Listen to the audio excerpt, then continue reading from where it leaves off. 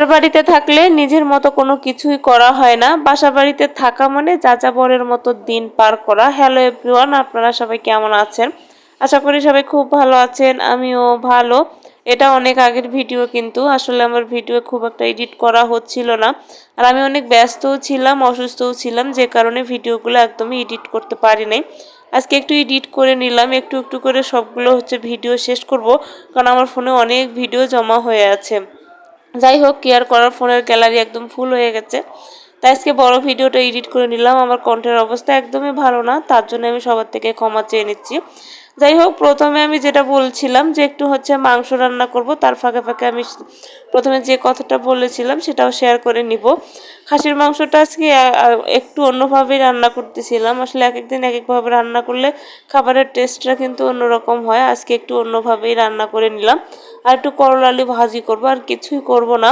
এদিকে আমার রাইস কুকারটাও নষ্ট হয়ে গেছে, ভাত রান্না করতেও একটু ঝামেলা হয়, কারণ আসলে রাইস পাতিলের মধ্যে ভাত দিয়ে তারপরে রান্না করতে হয়। আর আমার যেহেতু পাতিলে ভাত রান্না করা খুব একটা অভ্যাস নেই, একটু আমার কাছে ঝামেলাই মনে হয়।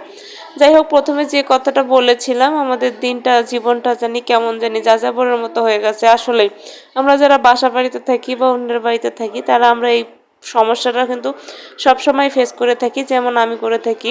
কিছুদিন আগে আমার ছোট্ট একটা ডাইনিং ছিল, যেটাতে আমার খুব একটা সমস্যা হচ্ছিল না, কিন্তু তারপরে যখন বড় ডাইনিংটা কেনা হলো, তারপরে আমার ঘরে একদমই জায়গা নেই ডাইনিং রুমে। কিভাবে রান্না করে যাব, কিভাবে ওয়াশরুমে যাব, এইদিকে যাতায়াত করার একদমই সমস্যা হয়ে গেছে। আর আমার মেয়েটা যেহেতু ঘরের ভিতরেই সাইকেল চালায়, ওরও অসুবিধা হয়ে গেছে। এটা কথায় আছে না, পরের বাড়িতে থাকলে কখনো নিজের মতো করে থাকা হয় না, থাকতে হয় তাই থাকি।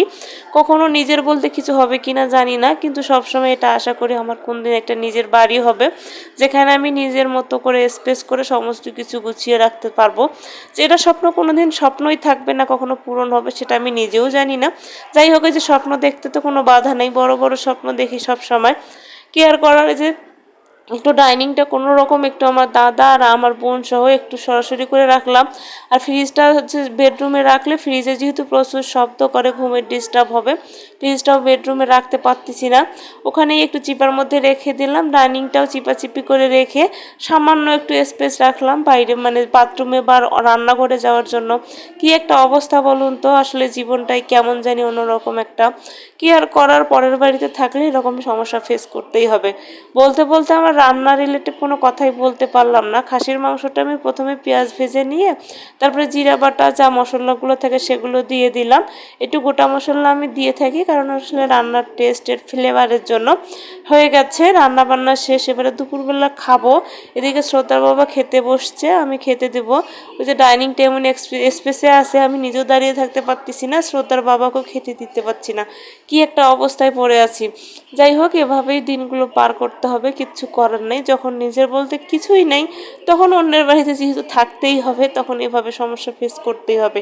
তো আজকের মতো এ পর্যন্ত। সবাই ভালো থাকবেন, সুস্থ থাকবেন, tata, bye bye and take care.